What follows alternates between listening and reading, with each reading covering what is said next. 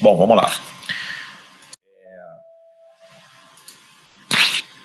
Eu vou começar com as dúvidas que vocês me mandaram. São 8 questões só, a gente não vai demorar muito tempo. E depois eu vou dar o que falta de geometria espacial. A gente vai fechar hoje, tá? Geometria espacial. Amanhã a gente vai corrigir as dúvidas que ficarem dos exercícios que eu vou passar para casa hoje. E aí, a partir da semana que vem, a gente já começa a fazer uma revisão de matemática até as nossas férias, tá? Dando uma recapitulada aí em tudo que a gente já viu, porque isso também é importante. Vamos lá, pessoal, questão número 3. As luminárias para o laboratório de matemática serão fabricadas em forma de sólidos geométricos. Uma delas terá a forma de um tetraedro truncado. Esse sólido é gerado a partir de seções paralelas a cada uma das faces de um tetraedro regular. Para essa luminária, as seções serão feitas de maneira que, em cada corte, 1/3 das arestas selecionadas serão removidas. Uma dessas seções está indicada na figura. Seccionada ou seccionada, mas eu prefiro falar seccionada, é cortada, tá? Você vai cortar, vai arrancar essa porção superior do tetraedro, e não só ela, né? Você vai cortar esse biquinho aqui também, esse e esse. Então, quando você cortar, tá? Quando você fizer esses 4 cortes, deixa eu só... Quando você fizer esses 4 cortes, você vai produzir nas laterais essa figura aqui, ó. Ó, sumiu aqui 1/3 da aresta, vai sumir 1/3 da aresta, você vai produzir cortes com essa natureza. Então, a figura que você vai obter, que é essa figura aqui amarela, ela é um hexágono regular. Por que que é um hexágono regular a figura que você vai obter? Porque, pessoal, olha só, deixa eu só autorizar alguém aqui rapidinho. Aqui para cima, né? Deixa eu completar a figura. Aqui para cima você tinha 1/3 da aresta, era A sobre 3. Aqui embaixo você também arrancou 1/3. Sobrou 1/3. E você fez isso com todas as faces, né? Então vão aparecer 4 hexágonos amarelos iguais a esse, né? Porque o tetraedro tem 4 faces. A gente está olhando para uma delas, tá? Então vão aparecer 4 hexágonos regulares iguais a esse e 4 triângulos equiláteros, porque depois que eu arranco esse biquinho aqui de cima, olha quem aparece para mim. Isso aqui é um triângulo equilátero. Vai aparecer um triângulo equilátero desse em cada uma das pontas. Ou seja, você vai ficar com 4 hexágonos regulares e 4 triângulos equiláteros. Tá certo? Então o gabarito dessa questão aí é letra A. Alguém quer perguntar alguma coisa? Alguém não entendeu o que eu fiz aqui? Tainá, acho que foi você que me perguntou essa, não foi? Foi sim, entendi. Eu não estava conseguindo entender como é que esses cortes aí, não estava conseguindo visualizar, mas agora entendi. São cortes iguais a esse aqui, só que em todos os vértices. Aham, entendi. Tá? Até porque o tetraedro ele é uma figura simétrica em qualquer ângulo que você olhar, tá bom? Deixa eu ir para a próxima, então, aqui. Ô, Leandro, só uma pergunta. O quarto Oi?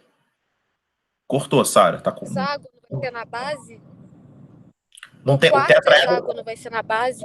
Sim, tá me sim. ouvindo? Estou te ouvindo. O tetraedro ele não tem base não, tá? Na verdade, mas eu entendi o que você falou. É no chão ali, né? O cinza escuro.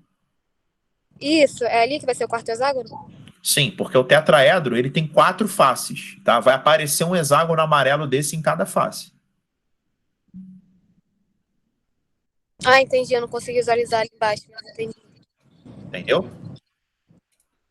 O tetraedro de baixo seria mais ou menos isso aqui, ó. Quer ver? Eu vou tentar desenhar para você aqui nessa figura. Vou tentar desenhar nessa figura original. Quando você fizesse o corte, ó. É porque vai ficar um pouco aqui em perspectiva. Mas seria esse hexágono aqui, tá vendo, Sara? Tô, obrigada. Pessoal, vamos para a próxima, então. 45. Os 3 recipientes da figura têm formas diferentes, mas a mesma altura e o mesmo diâmetro da boca. Neles são colocados líquidos até metade de sua altura, conforme indicado nas figuras. Representando por V1, V2 e V3 o volume do líquido em cada um dos recipientes, tem-se... Como ele falou que vai colocar líquido até metade da altura, só para não ficar dando trabalho de fração, eu vou chamar a altura de todos esses aqui de H, tá? De 2H, perdão. Aí se a metade da altura vai ser H, aqui vai ser H, e aqui também vai ser H. E todos têm o mesmo diâmetro da boca, não é? O que é o diâmetro da boca? Essa abertura aqui que eu vou chamar de 2R. Todo mundo tem 2R. Se todo mundo tem 2R, eu posso considerar, né, que pelo menos aqui eu tenho R. E aqui eu também tenho R. Esse pequenininho, pessoal, por semelhança, você mostra facilmente que ele é R sobre 2, né? Porque a altura do pequenininho está para a altura do grandão, assim como o raio do pequenininho está para o raio do R sobre 2, não. Isso, R sobre 2. Tá? Porque o raio do grandão aqui é R, né? Vai ficar a altura do pequenininho está para a altura do grandão, assim como o raio do pequenininho está para o raio do grandão. Facilmente você demonstra que é R sobre 2. E para facilitar os cálculos, eu vou considerar que essa figura aqui é uma semi-esfera, tá? Eu vou aproximar isso aqui para uma semi-esfera. E se eu aproximar isso aqui para uma semi-esfera, essa altura vai ser igual ao raio. Então, eu vou poder chamar essas alturas aqui de R, já que todas são iguais. Tá bom? Ele não falou que é uma semi-esfera, mas como parece muito com uma semi-esfera, eu posso aproximar, já que ele só quer comparar os volumes. Ele não quer que eu calcule com exatidão. E eu vou calcular todos os volumes em função de R. Volume 1, que é o cone. A área da base, que é π R ao quadrado, vezes a altura, sobre 3. Isso aqui vai dar, ó, π R ao cubo. Aqui vai ficar sobre 4 sobre 12.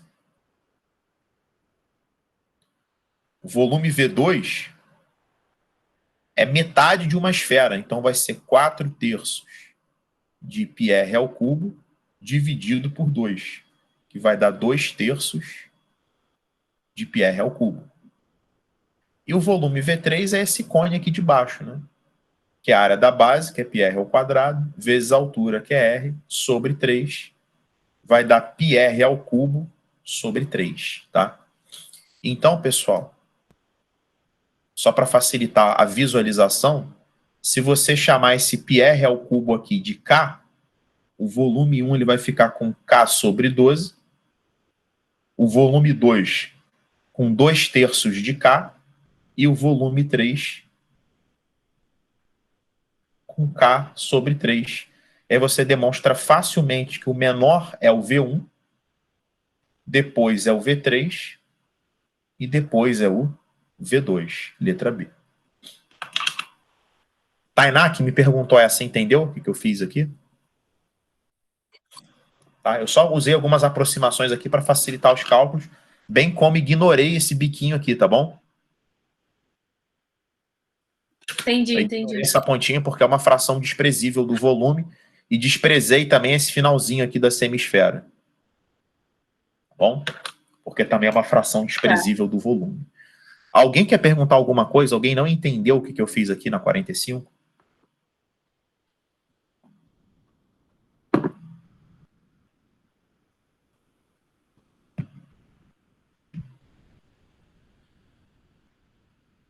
Vamos para 94. Deixa eu ver a área de visualização de vocês. 94. O funil com a forma de cone circular reto é utilizado na passagem de óleo para um recipiente com a forma de cilindro circular reto. O funil e o recipiente possuem a mesma capacidade. Então, ó, o volume do funil é igualzinho ao volume do recipiente cilíndrico, tá? De acordo com o esquema, os eixos dos recipientes estão contidos no segmento TQ, perpendicular ao plano horizontal beta. Admita que o funil esteja completamente cheio do óleo a ser escoado por recipiente cilíndrico vazio. Durante o escoamento, quando o nível do óleo estiver exatamente na metade da altura do funil, ou seja, em H/2, o nível do óleo no recipiente cilíndrico corresponderá ao ponto K na geratriz AB. A posição de K nessa geratriz é melhor representada por... O lance é o seguinte, pessoal. Quando eu despejar essa parte que eu estou marcando aqui do volume, aí a gente tem que ver que fração isso é do volume. Quando eu despejar essa parte aqui do volume, ela naturalmente ela vai vir para o cilindro, né? Eu quero saber mais ou menos que fração do volume total essa parte laranja representa para eu ter noção, né, do nível do líquido dentro do cilindro, tá bom? Então, ó, deixa eu fazer só um desenho um pouco mais fiel aqui. Então, ó, esse líquido aqui, que eu representei de laranja, ele vai vir para o cilindro e ele vai ocupar um determinado volume e vai estar num certo nível, né? Numa certa altura K. Ele quer saber que altura é essa. Para eu determinar que fração do volume total representa o volume laranja, eu preciso fazer semelhança entre altura e volume. Eu vou colocar aqui a altura do cone pequeno, que é H/2, está para a altura do cone grande, que é H, assim como o volume do cone pequeno, que eu vou chamar de Vzinho, está para o volume do cone grande, que eu vou chamar de Vzão, sendo que eu preciso elevar a altura ao cubo. Pessoal, H/2 sobre H dá 1/2. Vai ficar 1/2 ao cubo igual a Vzinho sobre Vzão. 1/8 é Vzinho sobre Vzão. O volume grandão é 8 vezes o volume pequeno. Então, esse volume total aqui, ele é 8 vezes o pequenininho. Isso quer dizer que se o pequenininho tem volume igual a x, o grandão tem volume igual a 8x. E, consequentemente, essa parte aqui tem volume 7x. Tá certo? Reparem que o volume do cilindro, por ser igual ao volume do cone, ele também é 8x. E eu já despejei 7x aqui no cilindro, ou seja, isso já está quase na boca do cilindro, né? O volume, a altura do cilindro cresce de maneira uniforme com o volume. Então, ó, a posição mais plausível do K é a letra A. Tá? Porque a letra C está no meio do caminho, está na metade. E a letra D está lá embaixo, não faz o menor sentido. A letra B está um pouco acima da metade. E a letra A está numa posição que representa melhor os 7/8 do que a letra B. Tá bom? Então, o gabarito dessa questão é letra A. Quem me perguntou essa questão entendeu? Ou alguém quer perguntar alguma coisa sobre ela?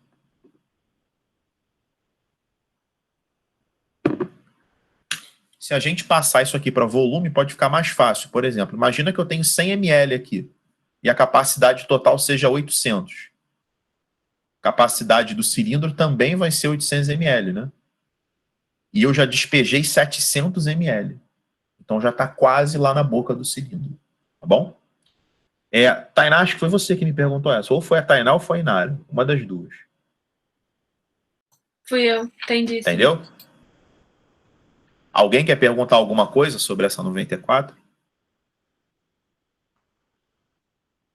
Então vamos para 95. Um recipiente com a forma de um cone circular reto, de eixo vertical, recebe água na razão constante de 1 centímetro cúbico a cada segundo. A altura do cone mede 24 centímetros e o raio de sua base mede 3 centímetros. Vou anotar isso aqui. É de 24. O raio da base. Conforme ilustra a imagem, a altura H do nível da água do recipiente varia em função do tempo T em que a torneira fica aberta. A medida de H corresponde à distância entre o vértice do cone e a superfície livre do líquido. Admitindo π aproximadamente 3, a equação que relaciona a altura H em centímetros e o tempo T em segundos é representada por... Bom,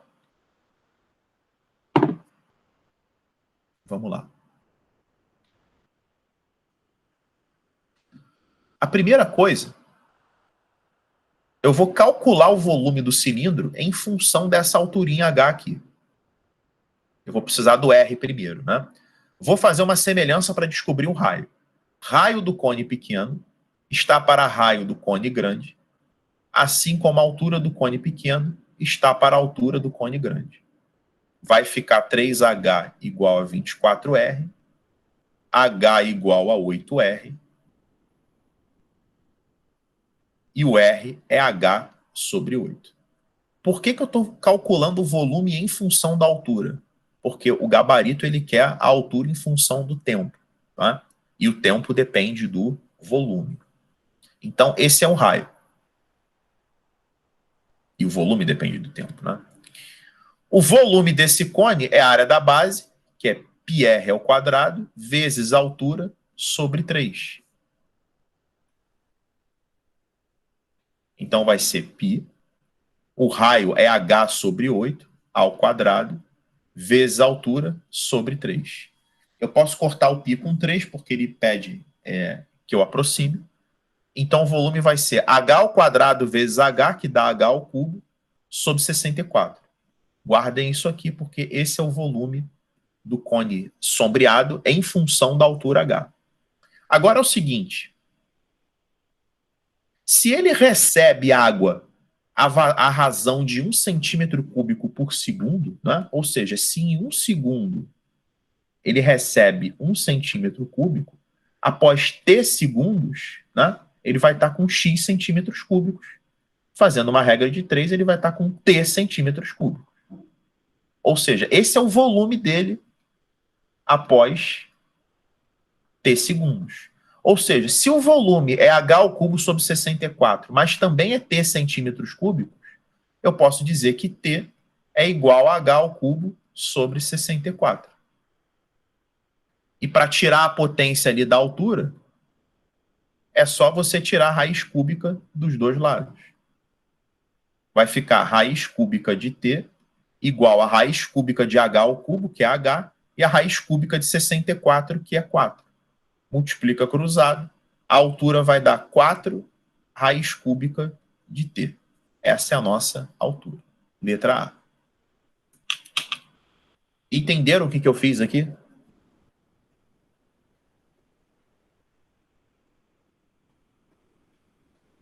Alguém quer perguntar alguma coisa sobre essa questão 95? Leandro, só para ver se eu entendi certo. Você precisava achar a altura em função do tempo. Não, pera. Sim. A altura. Aí, para achar a altura, você fez a regra de 3, aí achou o volume. O que acontece? Eu precisava achar o volume em função da altura, tá? Porque você poderia ter feito isso aqui primeiro. Tá? Se em 1 segundo entra 1 centímetro cúbico de água, depois de t segundos entra x. E aí você conclui que após t segundos, né, após t segundos, esse é o volume, t centímetros cúbicos. Entendeu essa parte aqui da setinha? Sim, entendi. E aí eu preciso calcular o volume agora em função da altura para poder relacionar os dois, entendeu? Tempo e altura. Entendi.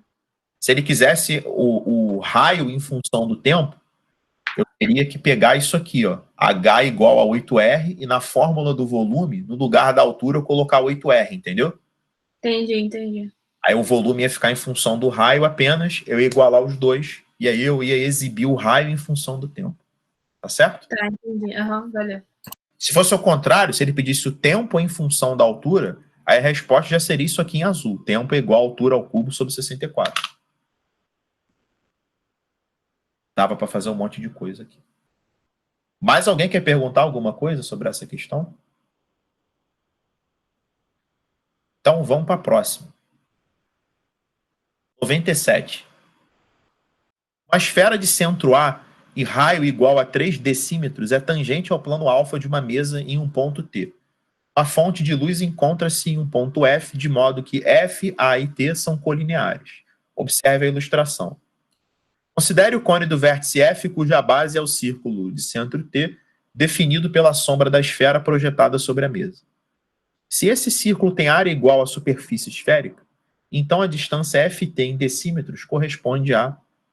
Essa questão é um pouquinho difícil, tá, pessoal? Mas não vai dar muito trabalho, não.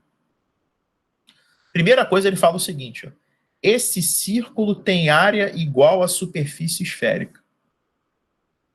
Ele está falando desse círculo sombreado. Ele está dizendo que esse círculo sombreado aqui, a área dele equivale à área total da esfera. Ou seja, se eu disser que esse raio aqui vale R, tá? A área do círculo, que é πr ao quadrado, é igual à área da superfície esférica. E se eu disser que essa esfera aqui tem raio Rzinho, a área da superfície esférica é 4π Rzinho ao quadrado. E aí eu vou calcular com isso o Rzão, porque ele já me deu o raio da esfera, tá? Vale 3. Π corta com π, vai ficar Rzão ao quadrado, igual a 4 vezes 3 ao quadrado. Rzão ao quadrado igual a 36. O Rzão é igual a 6 decímetros. Para resolver essa questão, a gente vai precisar fazer essa semelhança aqui que eu vou mostrar para vocês. Ó. Eu vou precisar pegar este triângulo aqui, que é retângulo, tá? E esse aqui também é retângulo. Por que que esse aqui é retângulo? Porque se você olhar só para esse círculo aqui da esfera, é tangente a essa reta. E a gente sabe que quando tem uma circunferência e uma reta tangente, ela é perpendicular ao raio no ponto de tangência, tá? A gente já viu isso algumas aulas atrás, lá em geometria plana. Daí eu fico com uma semelhança de triângulo. Eu tenho esse triângulo pequenininho, ó, eu vou chamar esse ângulo aqui, pequenininho, de alfa, tá? Então, o ângulo pequenininho, ele tem um ângulo valendo alfa, um reto, e tem um outro aqui que eu vou chamar de beta. O grandão, ele tem o mesmo alfa, tem o reto, e tem esse outro aqui que eu vou chamar de beta. Essa medida aqui, que é o raio pequenininho, vale 3. Aqui também vale 3. Essa medida aqui eu não conheço, vale x. E nem essa aqui, que vale y. Esse raiozão aqui eu conheço, vale 6. Então eu vou fazer semelhança do triângulo pequeno, tá? Para o triângulo grande. Aqui, então vamos lá. Por semelhança, ó, oposto a alfa no pequeno, 3. Oposto a alfa no grande, 6. Oposto ao reto no pequeno, x. Oposto ao reto no grande, y. Daqui eu concluo que 3y é igual a 6x, ou simplesmente dividindo por 3 dos dois lados, que o y é igual a 2x. Até aqui, alguém quer perguntar alguma coisa? Alguém quer perguntar alguma coisa sobre essa primeira parte? Alguém não entendeu que o raio do círculo grandão vale 6? Manifeste-se aí. Alguém não entendeu a marcação desses ângulos no triângulo pequeno e no triângulo grande? O alfa eu marquei alfa e beta eu marquei arbitrariamente, tá? E aí, como no triângulo pequeno eu tenho alfa, beta e reto, e no grandão eu já tenho alfa e reto, esse aqui só pode ser beta. O que prova que esses triângulos são semelhantes, tá certo? E aí eu vim para a semelhança. Oposto a alfa no pequeno está por oposto a alfa no grande, assim como oposto ao reto no pequeno está por oposto ao reto no grande.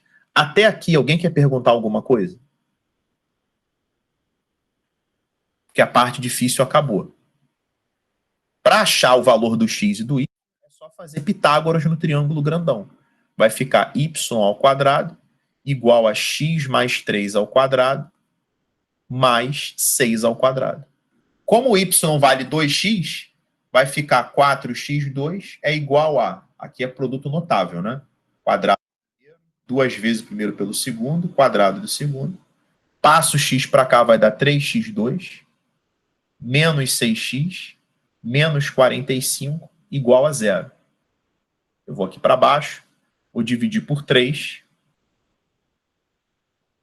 Essa equação do segundo grau tem soma 2 e produto menos 15. As raízes são 5 e menos 3, tá? Menos 3 está descartado, então x é igual a 5. E se você precisar do y, ele vale 10, tá? Mas o fato do x ser 5, você já consegue entregar o que ele pediu, que foi o FT. O FT vale 8 decímetros. Bom, Tainá e Nara, vocês me perguntaram essa questão. Vocês entenderam? Fala primeiro aí, Tainá. Entendi, sim. Eu até cheguei a desenhar essa figura aí, o triângulo, mas eu me enrolei na semelhança. E Nara? Então, desculpa, pode falar, desculpa. Não, só isso mesmo, que eu travei na hora de fazer semelhança mesmo. Aí não consegui desenvolver. Tá bom. E você, Nara, entendeu? Entendi. Eu também, eu não tinha visualizado essa semelhança. Tá, sempre que tiver uma esfera dentro do cone, sempre que vocês olharem essa fotografia para fazer rigorosamente essa semelhança que eu fiz, tá bom? Beleza. Ele poderia perguntar aí o volume do cone, ele poderia perguntar a lateral do cone, poderia perguntar um monte de coisa, tá bom? Vamos para a próxima. Alguém quer perguntar alguma coisa sobre essa questão? Alguém não entendeu o que eu fiz?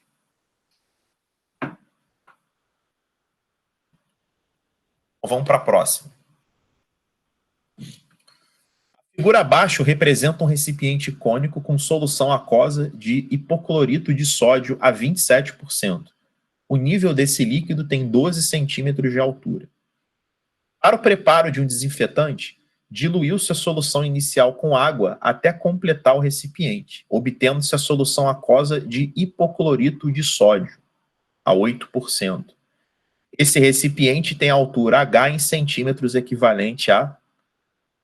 Essa questão mistura química, tá? Parte de diluição com matemática, com geometria espacial. Júlia, tá aí assistindo a aula? Sim. Fala para mim a fórmula do hipoclorito de sódio, porque vocês sabem mais química do que eu.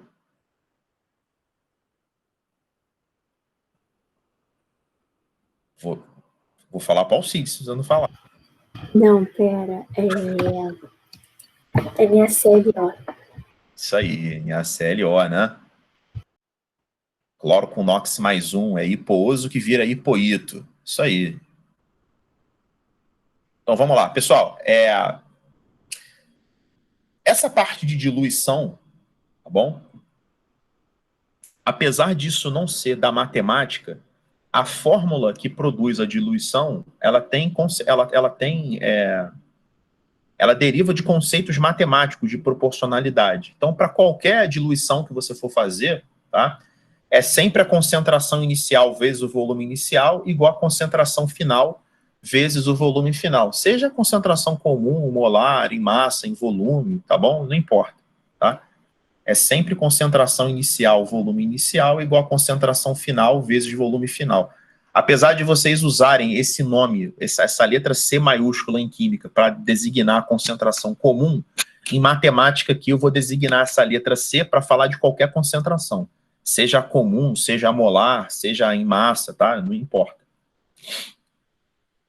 ppm, ppb, o diabo a 4 aí, simplesmente alguma concentração, né? Então vamos lá. A concentração inicial é 27%. Então vou tacar aqui. Eu posso colocar só o 27, porque a porcentagem vai cortar dos dois lados. Um benefício dessa fórmula de diluição, tá? Pessoal, as fórmulas físicas, químicas e matemáticas que têm a mesma grandeza dos dois lados, tá?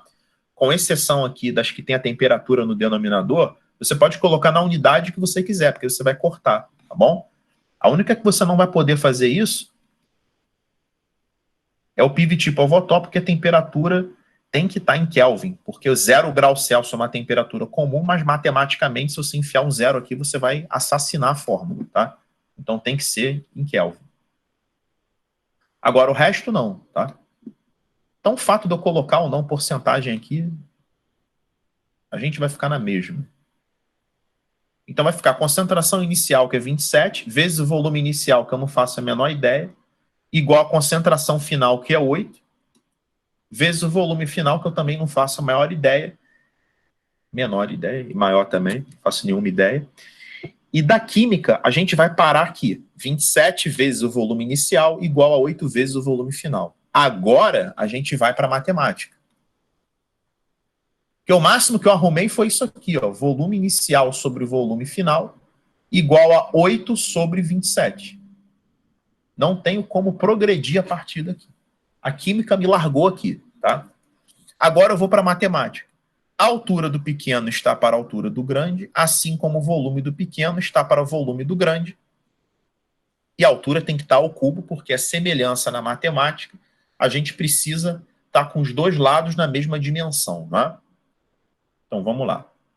A altura do pequeno, 12. A altura do grandão, Hzão, ao cubo. Volume do pequeno é o volume inicial. Volume do grande é o volume final. E para minha sorte, eu já tenho essa relação VI sobre VF. Então, 12 sobre H ao cubo igual a 8 sobre 27. E para minha sorte, se eu tirar a raiz cúbica dos dois lados, eu fico com 12 sobre H igual a 2 terços. 2H igual a 36. Hzão igual a 18 centímetros. Letra B. Alguém quer perguntar alguma coisa sobre a 102?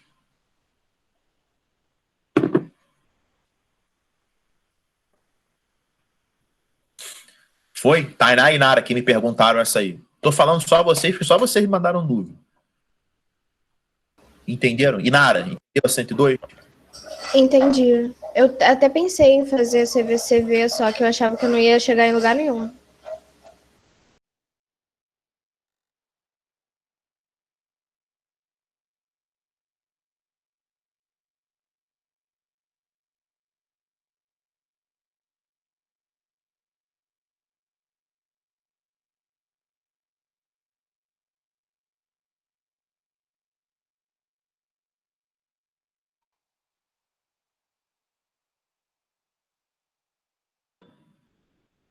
Só que mas você pode ir na prova de matemática do Enem, tô lembrando química. Não descartem nada que você tá.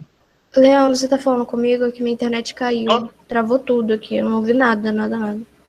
Eu acho que foi a dele, porque caiu pra mim também. Também achei que fosse a minha. Então foi a minha.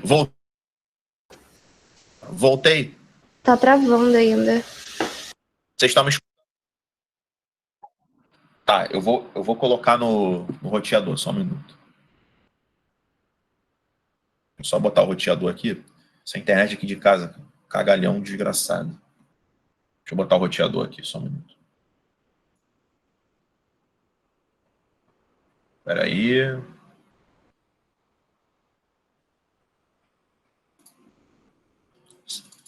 Só um segundo, gente.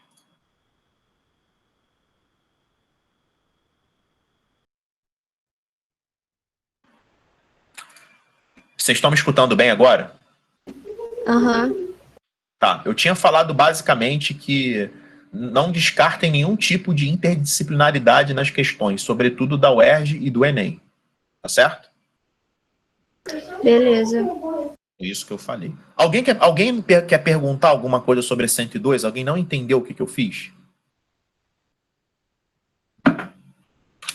De novo, não estou usando esse C para concentração comum. Estou falando simplesmente de qualquer concentração em matemática, tá? Até para não dar merda, depois você fala, o Leandro colocou a concentração em massa com C. Não pode. Então vou largar um K aqui de concentração, pronto. Tá? Esse K é uma concentração genérica. Mas, obviamente, tem que estar na mesma unidade, não é? Vamos para a próxima.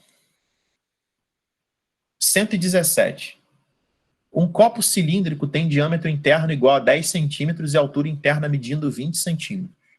Uma esfera metálica com 6 centímetros de diâmetro é colocada no interior desse copo, que está inicialmente com um pouco de água atingindo 4 centímetros de altura interna.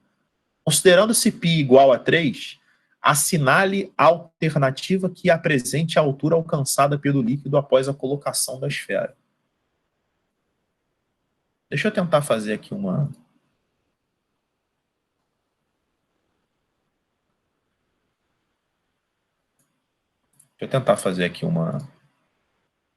Só um esbocinho aqui para a gente sem pretensões aqui de... Deixa eu já separar a esfera aqui.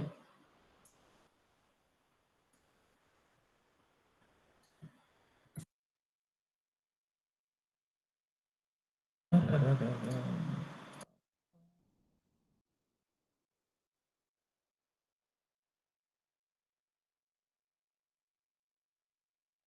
não ficar avacalhado, pessoal.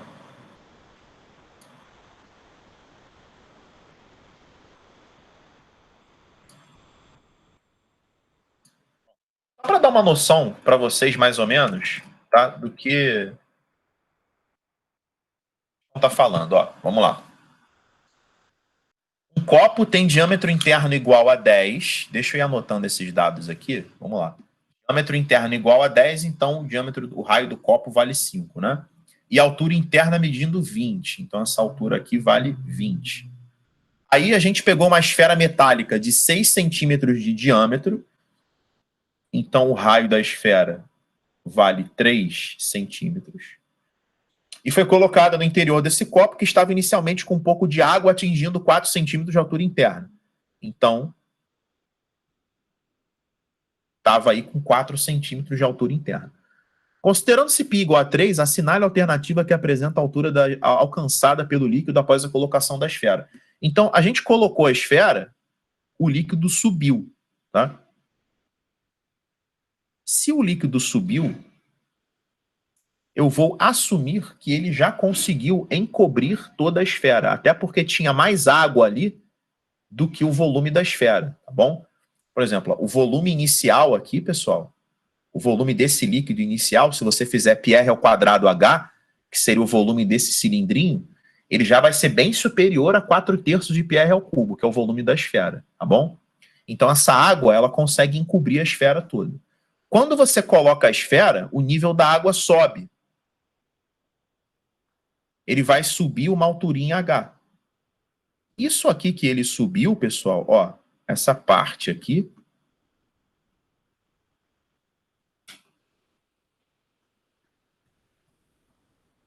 essa parte aqui que ele subiu, ó,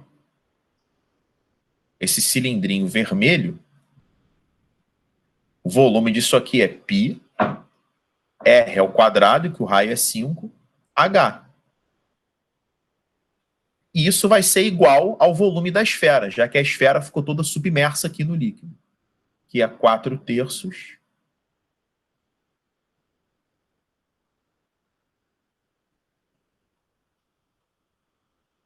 de πr ao cubo. Tá certo? Ficou claro esse desenho aí? Ficou. Então vamos lá. Corta π com π. Vai ficar 25h igual a 4/3. O raio da esfera é 3 ao cubo, dá 27. 27 cancela com 3, dá 9. Aqui vai dar 36. A altura vai dar 36 sobre 25. Tem até um jeito mais simples de fazer contas dividido por 25, que é multiplicar por 4 em cima e embaixo, né? Fica 144 sobre 100, que dá 1,44. Então, essa alturinha aqui dá 1,44. Então, a resposta é letra A, 5,44. Tá? Então, era só você pegar esse cilindrinho que subiu aqui, esse cilindrinho vermelho, tá? E igualar com o volume da esfera, porque dois corpos não ocupam o mesmo lugar no espaço, né? Quando você coloca a esfera dentro do líquido, o nível da água sobe, tá bom? Alguém quer perguntar alguma coisa sobre a 117?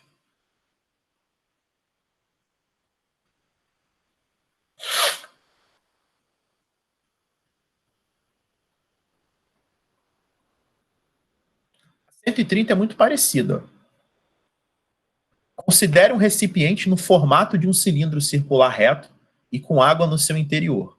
Ao colocarmos uma esfera de raio R dentro desse cilindro, o nível da água aumentou em 9 centímetros. Sabendo que esse recipiente tem 32 centímetros de diâmetro da base, o raio R da esfera vale... Eu vou até copiar a figura.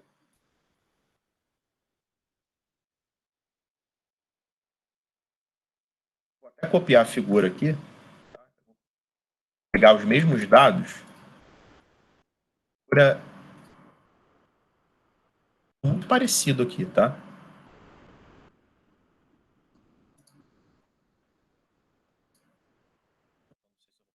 Pegar exatamente.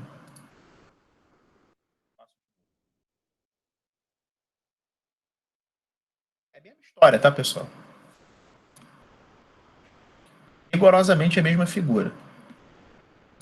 Você tinha aqui, ó, tinha água no interior, colocou o cilindro e o nível da água aumentou em 9. Estava aqui antes, colocou a esfera, o nível subiu. A diferença é que nessa questão ele te deu a altura. Ele falou que essa altura aqui vale 9. Ele falou que o diâmetro da base é 32, tá? Então o raio do cilindro é 16. E ele está querendo o raio da esfera.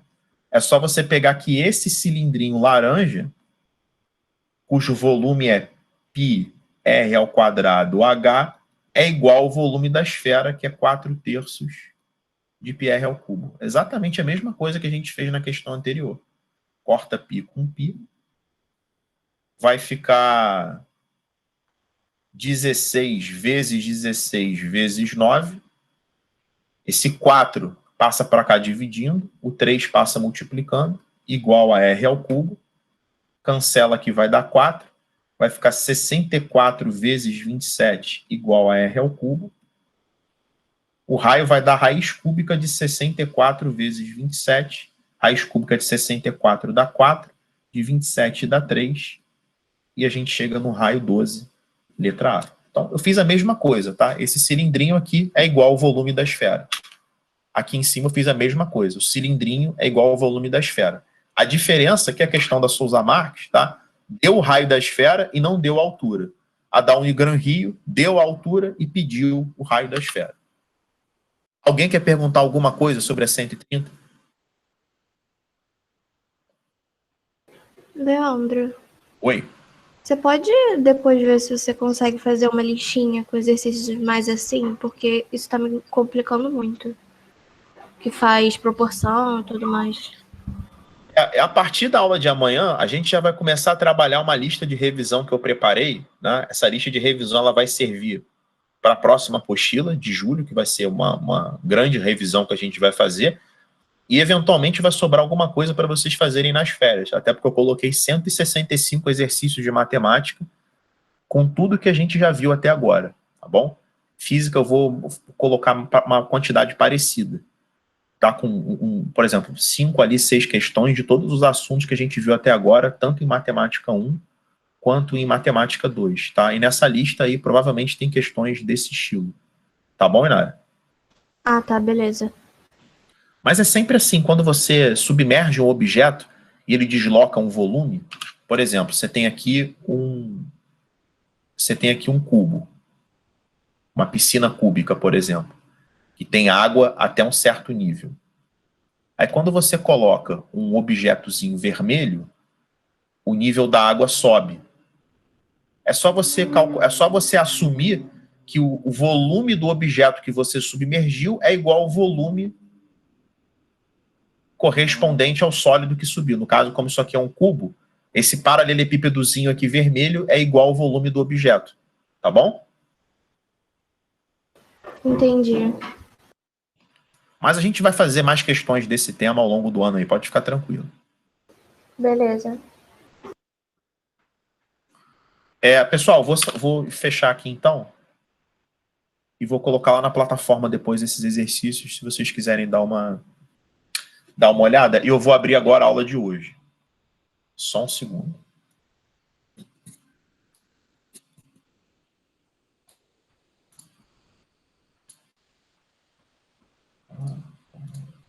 Que vai ser a nossa parte 4, tá? De geometria espacial.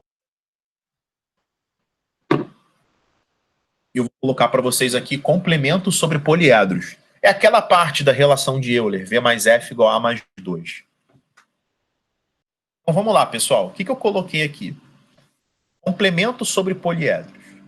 Para todos os poliedros convexos, o número de vértices somado ao número de faces é igual ao número de arestas mais 2 unidades. Essa formulinha aqui, pessoal, ela é conhecida como a relação de Euler, tá? E só vale para os poliedros convexos.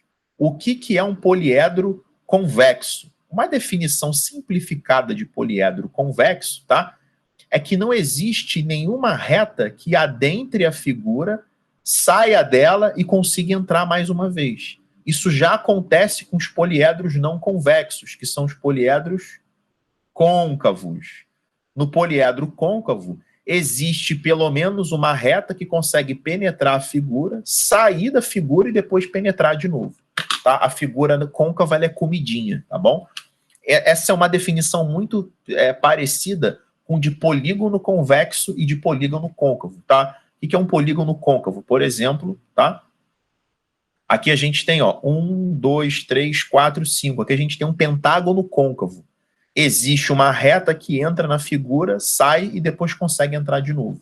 Isso não acontece nas figuras convexas, tá bom? Essa relação de Euler, ela só vale para as figuras convexas, tá certo?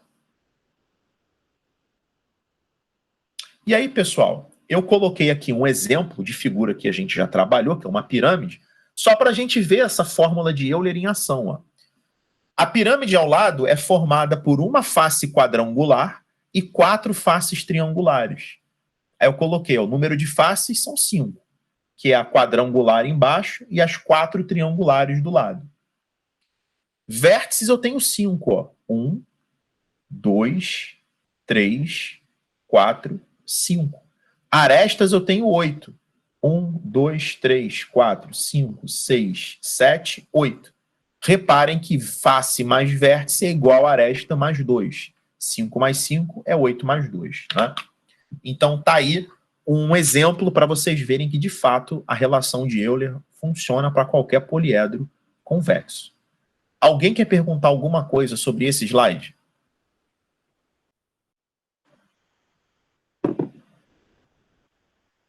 Então, vamos para o próximo.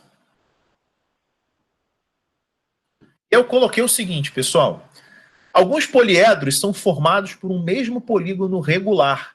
Eles são conhecidos como poliedros regulares. E é o que eu vou dar notícia triste para vocês. Vocês têm que saber todos esses 5 poliedros que estão na frente aí de vocês. Por exemplo, quem fez a prova da Unigran Rio tinha que saber esses poliedros. Quem fez a prova do Enem tinha que saber esses poliedros. Então, não tem essa de particular e público aqui. Tem que saber todos esses poliedros. Ou seja, vocês têm que saber que um tetraedro regular ele é formado por 4 triângulos equiláteros. Que um octaedro regular é formado por 8 triângulos equiláteros. Que um icosaedro regular é formado por 20 triângulos equiláteros. Esse prefixo icos faz referência ao número 20 em matemática, tá? Icoságono, polígono de 20 lados. Icosaedro é um poliedro de 20 faces, tá bom? Aqui tá errado o nome, tá, pessoal? Não é hexágono regular, não. É hexaedro regular. Eu peguei essa imagem da internet aqui, obviamente que eu não fazer isso na mão não tem condições, mas o desgraçado colocou hexágono regular. É hexaedro regular, que é o nome do cubo, tá, pessoal? Hexa, porque são 6, edro, face, são 6 faces regulares. E o dodecaedro regular, dodec, 12, né? São 12 pentágonos. Então, vocês precisam saber disso, tá bom? Por exemplo, na prova da Unigran Rio, o cara misturou uma questão de análise combinatória com isso. E ele estava falando do dodecaedro regular. Ou seja, você tinha que saber que o dodecaedro regular são 12 pentágonos encaixados tridimensionalmente, tá? 12 pentágonos regulares, né? Idênticos entre si, encaixados para formar essa figura espacial que parece uma bola de futebol. Então, para a gente colocar uma tabelinha, costuma-se decorar isso aí pelas iniciais, tá? TOD. que é o tetraedro, o hexaedro, o octaedro, o dodecaedro e o icosaedro. O tetraedro tem 4 faces triangulares, o hexaedro tem 6, o octaedro 8, o dodecaedro 12 e o icosaedro tem 20, tá bom? O que ajuda a lembrar isso aí, que são só números pares, tá bom? De faces. O número de vértices, pessoal, de cada um deles, tá? E o número de arestas, a gente pode usar a relação de Euler. Então, eu vou usar a relação de Euler aqui para todos eles, para a gente praticar a fórmula e eu preencher essa tabelinha aqui com vocês, tá? Por exemplo, os vértices do tetraedro regular, a gente consegue contar. Mas se a gente não conseguisse contar, que é o caso do dodecaedro e do icosaedro, como é que a gente ia fazer? E se ele falasse no problema de uma figura que eu não conseguisse nem visualizar tridimensionalmente?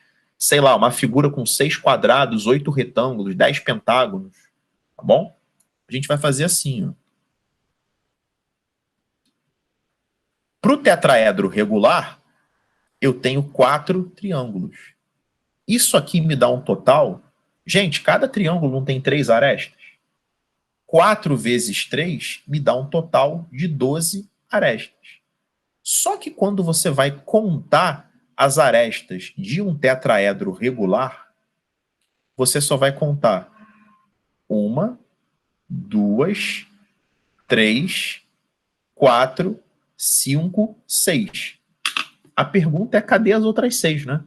Porque a gente só está vendo 6. Todas aí estão visíveis para a gente, né? Não tem nenhuma por trás ali. Até porque o que está por trás ali é um triângulo. Não tem nenhuma aresta ali escondida. As 6 são visíveis. Então, por que eu contei 12? Pô, faz maior sentido, né? O triângulo tem 3 lados, eu tenho 4 triângulos, então tenho 12 arestas. O detalhe, pessoal, é que cada aresta dessa está servindo para 2 faces. Por isso que a gente tem que dividir sempre por 2. Então, vai me dar um total de 6 arestas. E para a relação de Euler, eu vou fazer V mais F igual a mais 2. Aí eu descubro o número de vértices. O número de vértices mais o número de faces, que é 4, é igual ao número de arestas, que é 6, mais 2. Se você fizer isso, o número de vértices ele vai ser igual a 4 também. Se a gente fizer para o hexaedro regular, que é o cubo, tá? A gente vai ver que ele tem 12 arestas, bom? E o total de vértices que ele tem é 8. Ó, V mais F, que dá 14, igual a aresta mais 2. Se a gente fizer para o octaedro, tá bom? Que são 8 triângulos, ó. 8 triângulos dariam 24, dividido por 2 dá 12. 12 mais 2 dá 14, então aqui teria que ser 6. Ele tem 6 vértices. O dodecaedro são 12 pentágonos, o que daria 60, só que dividido por 2 dá 30. 30 mais 2 dá 32, então eu preciso de 20 vértices. O icosaedro são 20 triângulos, o que daria 60, dividido por 2 dá 30. 30 mais 2, 32. Para F mais V dá 32, aqui eu preciso de 12. Tá bom? Os 12 vértices são até visíveis. Ó. 1, 2, 3, 4, 5, 6, 7, 8, 9, 10, 11, 12. Esses são os 12 vértices. Não precisa decorar o que está em azul. Você precisa decorar o que está em vermelho, que o tetraedro são 4 faces, o hexaedro são 6, o octaedro são 8, o dodecaedro são 12 e o icosaedro são 20. E também vocês precisam saber a natureza dessas faces, né? Tetraedro é triângulo, hexaedro é quadrado, octaedro é triângulo, dodecaedro é pentágono e icosaedro é triângulo, tá bom? Então, é isso aí que vocês precisam saber sobre os poliedros regulares. Alguém quer perguntar alguma coisa sobre o que está escrito aí?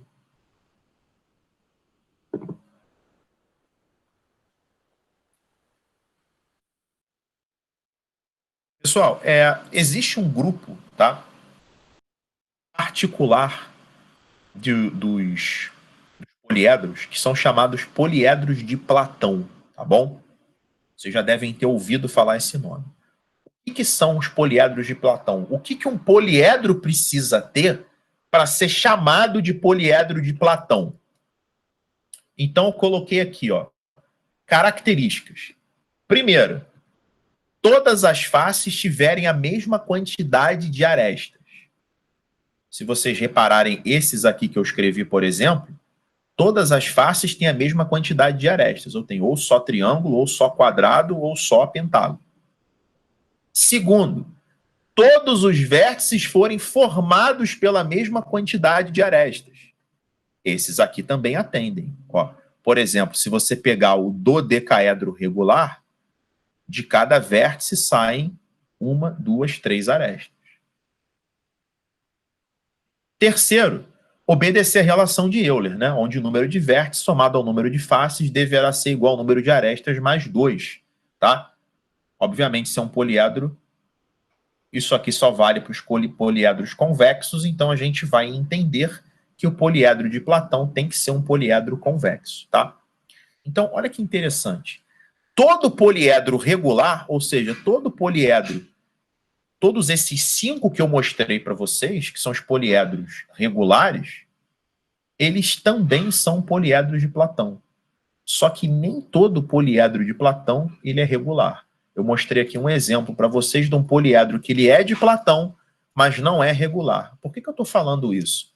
Porque eu já vi muita gente boa achar que esses aqui são os únicos poliedros de Platão que existem. A pessoa, quando fala assim, poliedros de Platão, aí imagina logo esses caras aqui, tá? Eles são poliedros de Platão, sim, só que eles não são os únicos. Porque para ser poliedro de Platão, ele precisa basicamente obedecer a 1 e a 2, né? A 3 é ele ser convexo, tá? Então, eu coloquei aqui um paralelepípedo que não é um poliedro regular, mas é um poliedro de Platão. Por que ele é um poliedro de Platão? Vamos ver, ó, número 1.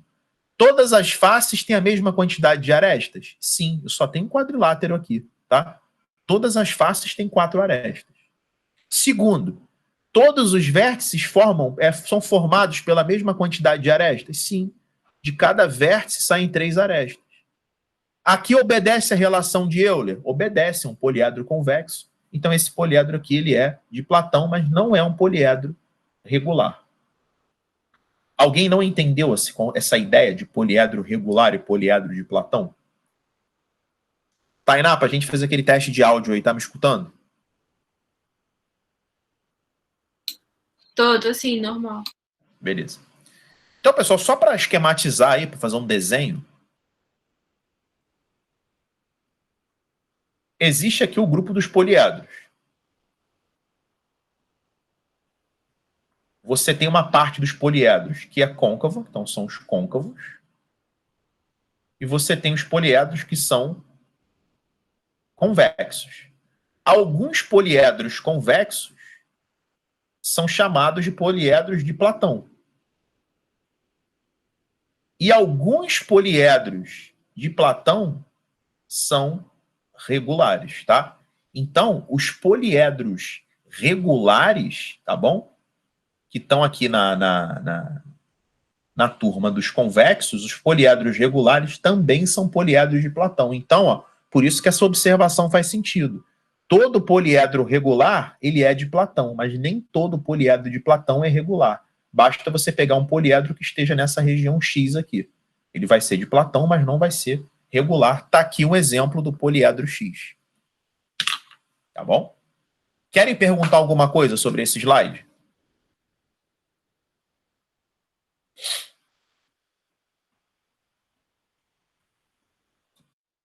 Agora eu vou dar 2 formulinhas para vocês, tá? Uma é a soma dos ângulos internos de um poliedro e a segunda é o número de diagonais de um poliedro. Pessoal, essa soma dos ângulos internos, eu por acaso não vou demonstrar, e as diagonais de um poliedro eu vou comentar com vocês de onde vem essa fórmula. Primeiro, soma dos ângulos internos de um poliedro. A soma dos ângulos internos de um poliedro é dada por 360 graus, tá? Que multiplica o número de vértices menos 2. Eu coloquei onde V é o número de vértices. Então, se perguntarem para vocês qual é a fórmula da soma dos ângulos internos de um poliedro, não de um polígono, de um poliedro, é 360 graus que multiplica V menos 2, onde V é o número de vértices. Se pedirem para vocês o número de diagonais de um poliedro, tá? A formulinha vai ser essa brincadeira aqui, ó. Vai ser combinação de vértices 2 a 2, que vocês podem ver alguns livros escrevendo assim, ó, V vezes V menos 1 sobre 2, tá? Isso é uma simplificação de combinação de vértice 2 a 2. Menos o número de arestas, menos o somatório de todas as diagonais da face. Aí embaixo eu descrevi o que significa cada coisa. Isso aqui, pessoal, tem uma explicação, tá? Por exemplo, ó, deixa eu pegar rapidinho aqui a figura de um dodecaedro. Dodecaedro. Um regular aqui só para...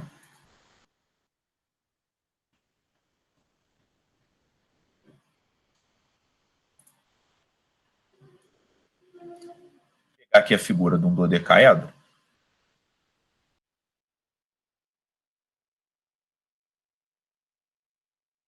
Vai dar chabu aí. Só ele carregar. Bom, enfim, belo dodecaedro, não foi.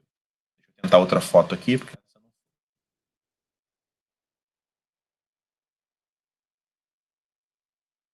Era que eu queria, mas tá bom.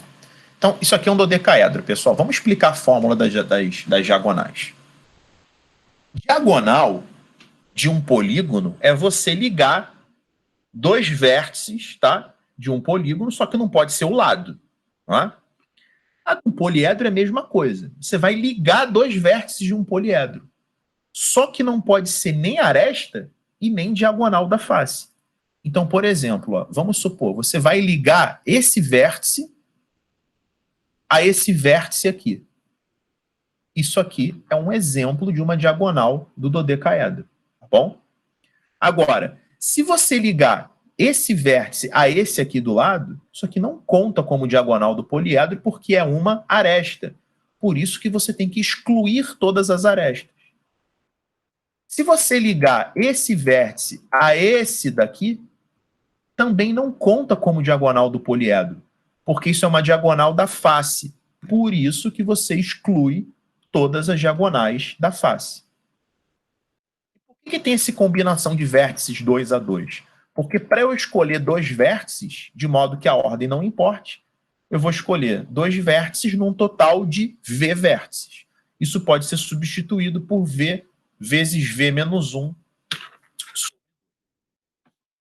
Alguém não entendeu isso aí? Alguém quer perguntar alguma coisa?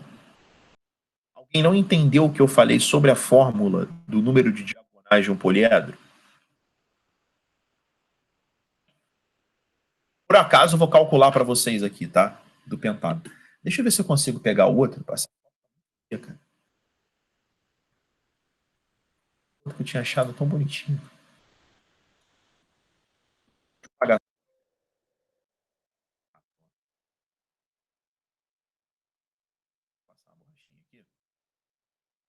Isso. Vou calcular para vocês o número de diagonais dessa criança aqui.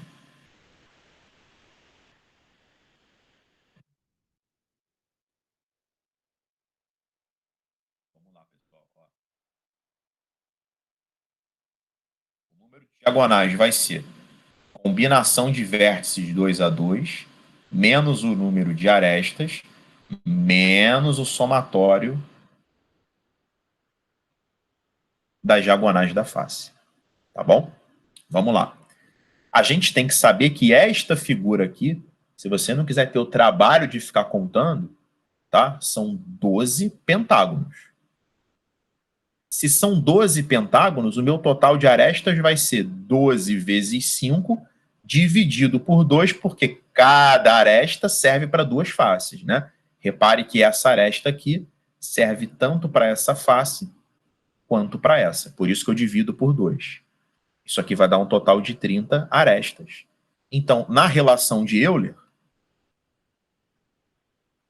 eu vou ficar com o número de vértices mais o número de faces, que é 12, igual a 30 mais 2, eu tenho 20 vértices. Então, o número de diagonais vai ser combinação de 20 em 2, menos o número de arestas, que eu calculei, são 30, menos o somatório das diagonais da face. Pessoal, é só eu ver quantas diagonais tem um pentágono e multiplicar por 12. Então, vai ser 12 vezes o número de diagonais do pentágono. Como é que eu calculo o número de diagonais do pentágono? E na próxima página eu vou até colocar um resumo para vocês aqui de polígono. A fórmula da diagonal da face é n vezes n menos 3 sobre 2. N é o número de lados. Então, vezes 2 sobre 2, que dá 5. Cada pentágono tem 5 diagonais, como eu tenho 12. Né? Isso aqui vai ser combinação de 20 em 2, que é 20 vezes 19 sobre 2, menos 30, menos 60. Vai dar 190 menos 90. A gente tem um total de 100 diagonais.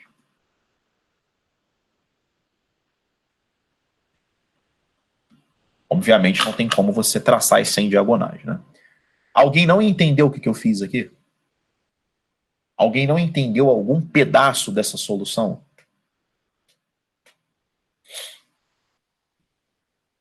Então, eu vou fazer o seguinte, eu vou pegar um pouco de água para mim. Enquanto isso, eu quero que vocês façam essa questão número 3, tá? Depois eu venho fazendo um resumo de formulário de polígono. Vou dar um tempinho para vocês fazerem essa 3, hein?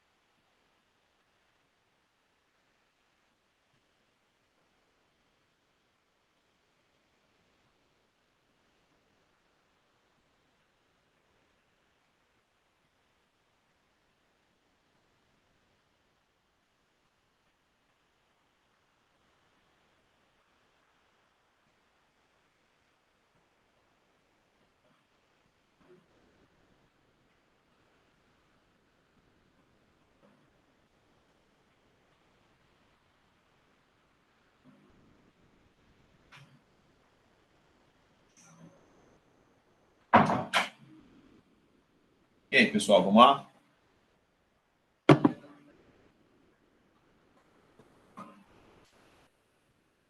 A figura abaixo corresponde à planificação de determinado poliedro.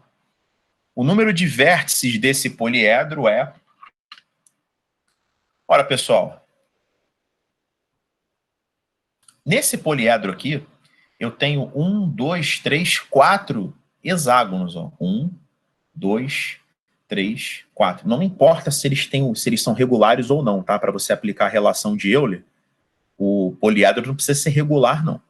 Então, eu tenho 4 hexágonos e eu tenho 4 triângulos. Ó. 1, 2, 3, 4.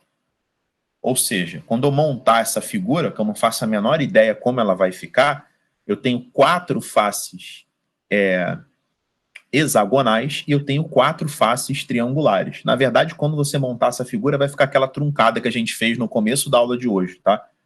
Pega o tetraedro, faz 4 cortes e você obtém 4 hexágonos e 4 triângulos, tá? Se você montar, vai ficar daquela forma, mais ou menos. Mas não precisa visualizá-la montada, não.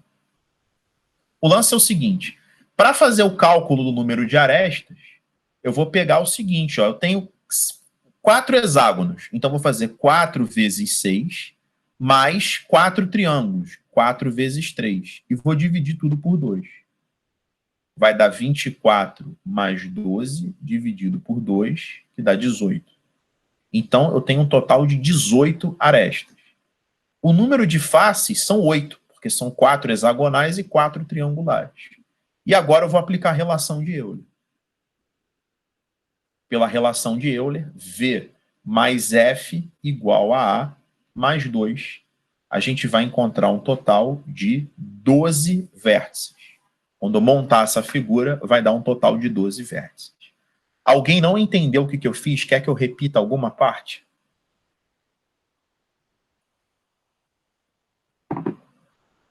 Pessoal, essa questão não está pedindo, mas eu vou calcular a soma dos ângulos internos e o número de diagonais também para a gente fixar aquelas duas fórmulas.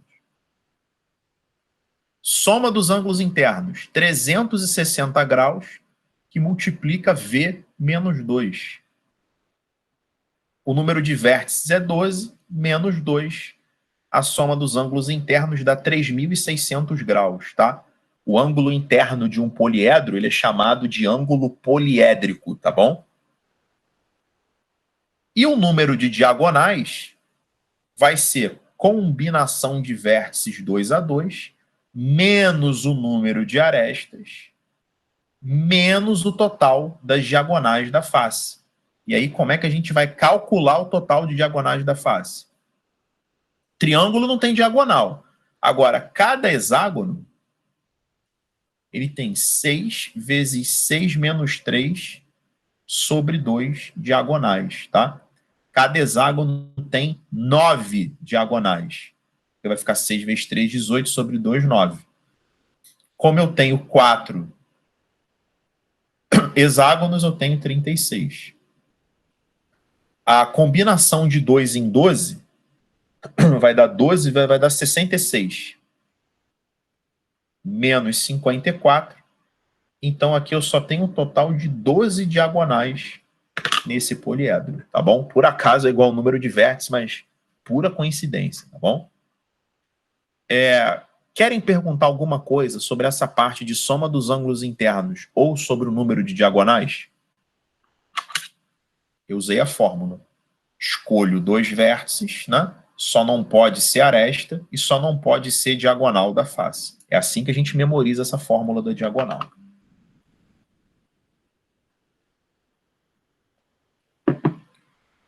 Pessoal, então eu vou pegar esse finalzinho da aula, a gente fazer uma revisão, eu vou até puxar esse slide aqui para baixo, a gente fazer uma revisão de polígono. O que vocês precisariam saber de polígono, que é a matemática do nível fundamental, é antes do nível médio, né? Vocês precisam saber de polígono para vocês serem um pouco ajudados na geometria plana e nessa parte também, né? Então, é o seguinte, se você pegar um polígono de n lados, tá? A soma dos ângulos internos do polígono, não é do poliedro, ela é dada pela fórmula 180 graus vezes n menos 2. A demonstração dessa fórmula, ela é extremamente simples, tá? Por que ela é extremamente simples? Porque se você pegar um triângulo, a soma dos ângulos internos de um triângulo é 180. A gente já demonstrou isso. Se você pegar um quadrado, é 2 vezes 180. Um quadrilátero, tá? Por que isso? Porque eu posso dividir em 2 triângulos. Se você pegar um pentágono, você pode dividir o pentágono em 3 triângulos. Então é 3 vezes 180. Tá? O número de triângulos que você consegue formar é sempre 2 unidades menor do que o número de lados. Por isso que a fórmula da soma dos ângulos internos é 180 graus vezes n menos 2. E se você quiser calcular o ângulo interno para um polígono regular, a fórmula é só você dividir a soma pelo número de lados. Isso não é uma fórmula, isso é uma consequência lógica, não é? Agora, a soma dos ângulos externos. Por que a soma dos ângulos externos de um polígono regular dá 180 graus? É porque é o seguinte, pessoal. Se você pegar todos os ângulos internos e somar com os externos, ó, aqui está o ângulo interno, aqui está o externo. Se você somar todos os ângulos internos com todos os ângulos externos, tá? Sempre vai dar 180 graus, vai formar um ângulo raso. Só que isso vai aparecer n vezes. Então essa soma dá 180n. Só que como a soma dos ângulos internos é 180 vezes n menos 2, se você distribuir, vai ficar 180n menos 360 mais SE igual a 180n. Você vai cancelar aqui e vai concluir que a soma dos ângulos externos vale simplesmente 360 graus, independente do número de lados do polígono. Polígono de 3 lados, 4, 5, 18, 100, 300, 5.000, a soma dos ângulos externos vale 360 graus. Então, no caso de um polígono regular, o ângulo externo ele é 360 graus dividido por n, tá bom? Se a gente pegar um polígono regular, ele é 360 graus, ou seja, você pega a soma de todos e divide pela quantidade de vezes, caso todos os ângulos sejam iguais. E por fim, a gente vai falar aqui no número de diagonais. Por que a fórmula do número de diagonais é n vezes n menos 3 sobre 2, né? Por que é n vezes n menos 3 sobre 2? É pelo seguinte, pessoal. Ih, merda. Vou voltar aqui. Tem que ser mais sutil apagando isso aqui. Pessoal, o que é formar diagonal, hein? Diagonal é escolher 2 vértices de n possíveis. Então, seria combinação de n em 2. Só que não pode ser lado. Eu não posso escolher os vizinhos. Então, eu preciso excluir os n lados, que seriam as arestas, né? A gente não usa esse nome, mas seriam as arestas. Combinação de n 2 a 2 é n vezes n menos 1 sobre 2. Aí menos n, né? Fazendo o MMC, aqui vai ficar sobre 2. Vai ficar n ao quadrado menos n, menos 2n. Que vai ser n ao quadrado menos 3n sobre 2, que a gente pode colocar como n que multiplica n menos 3 sobre 2. Por isso que o número de diagonais é n vezes n menos 3 sobre 2, tá? Porque é combinação de n 2 a 2 menos n. Existe uma outra maneira de produzir essa fórmula, que é usando o princípio fundamental da contagem. Você pensa assim, ó. Eu posso pegar n lados para começar. Eu tenho n vértices disponíveis, né? N vértices. A minha próxima escolha não pode conter 3 vértices. Ou seja, não pode conter o que eu escolhi, não pode ter o vizinho da direita e nem o vizinho da esquerda. e a gente divide por 2 porque a diagonal que vai é a diagonal que volta. Então, essa é uma outra justificativa de por que o número de diagonais é n vezes n menos 3 sobre 2, tá bom? Alguém quer perguntar alguma coisa sobre esse formulário de polígono? Vocês precisam saber tudo isso, tá, pessoal? Precisam saber isso. Essas duas aqui do ângulo interno e do ângulo externo, só se o polígono for regular. Se não for, não tem fórmula. E o número de diagonais, vocês precisam saber para ajudar naquela parte de poliedro. Tá bom? Bom, eu vou colocar um exercício para vocês fazerem aqui e a gente vai fechar a aula. Deixa eu abrir um slidezinho aqui.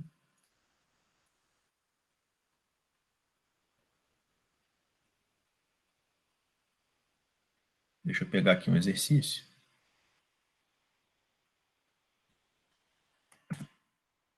Vou dar um tempinho para vocês fazerem esse aqui, ó, número 1. Não é da apostila, tá? Eu peguei extra mesmo. Vamos lá, vou dar 4 minutinhos para vocês fazerem esse número 1, aí eu corrijo.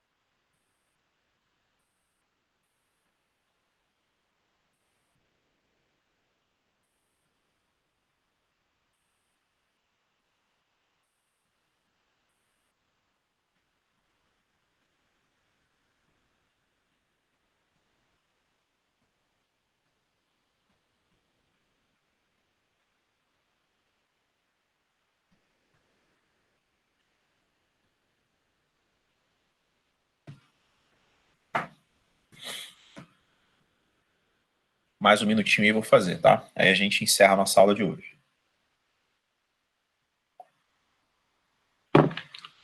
Só vou anotando os dados aqui.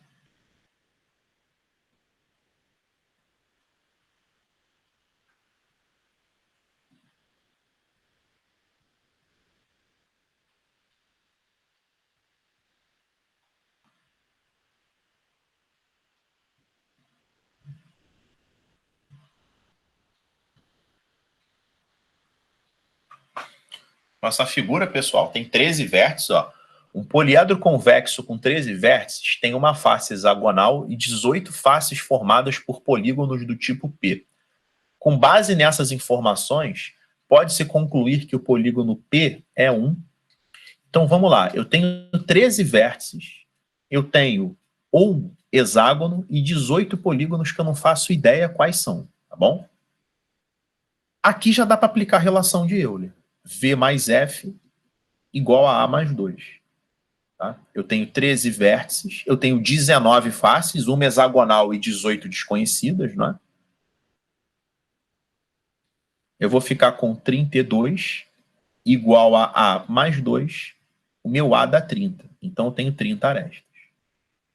Vamos ver agora o número de arestas calculadas através da observação das figuras. Pessoal, essa figura aqui tem 6 lados, então o número de arestas seria 1 vezes 6, mais essa figura aqui tem N lados. Eu não sei quantos lados ele tem, então 18 vezes N, lembrando que tem que dividir tudo por 2, né? Porque cada aresta serve para 2 faces. Só que o número de arestas é 30, eu obtive pela relação de Euler. Então 30 igual a 6 mais 18N sobre 2, multiplica cruzado, 60 igual a 6 mais 18N, 54 igual a 18N, N igual a 3. Então essas faces desconhecidas tinham 3 lados, então são triângulos, eram 18 triângulos, tá bom? Alguém não entendeu o que eu fiz aqui ou quer perguntar alguma coisa? Tá, pessoal. Oi, pode falar, fala aí.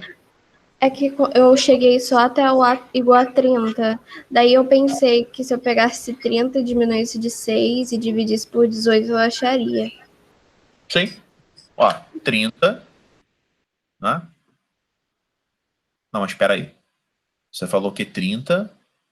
Aí menos 6, aí o resultado dividido por 18. Não, o lance é o seguinte, tá? Para você usar essa sequência de raciocínio, tá? Você teria que partir do 60 e não do 30. Diminuir por 6 e dividir por 18. Porque você tem que levar em consideração, tá? Que o número de arestas, tá? Ele é, se você olhar a figura e você está colocando os dados da figura, ele tem que ser dividido por 2. Tá? Ou seja, vamos fazer o raciocínio reverso. Se você somar as arestas do hexágono, tá? Somar com esse 18N e dividir por 2 que vai dar o 30. Você esqueceu disso aqui. Ó.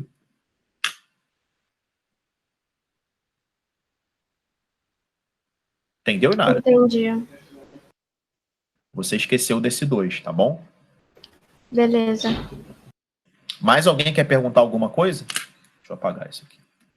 Não, mas espera, esse 2 é do quê? Esse 2 é do fato que quando você calcula o número de arestas dessa forma, observando as faces, você tem que lembrar de dividir por 2. Opa, aí. Você tem que lembrar de dividir por 2, porque cada aresta serve para 2 faces. Entendi, é como se eu estivesse contando 2 vezes já. É um exemplo, olha o cubo aqui, ó. O cubo são quantos quadrados? São 6, né? 6. Se você fizer 6 vezes 4, vai dar 24. Só que se você contar as arestas, dá 12, porque tem que dividir por 2. Porque cada aresta serve para 2 faces, tá bom? Ah, tá, beleza. Quando você monta a figura, cada aresta vai servir para 2 faces, independente da figura que você está montando. Tá certo? Aham. Pessoal, então a gente fechou a parte de geometria espacial. A partir de amanhã, a gente já vai começar a trabalhar com a revisão que eu preparei para ser feita aí no mês de julho, certo? Eu já vou antecipar um pouco para vocês.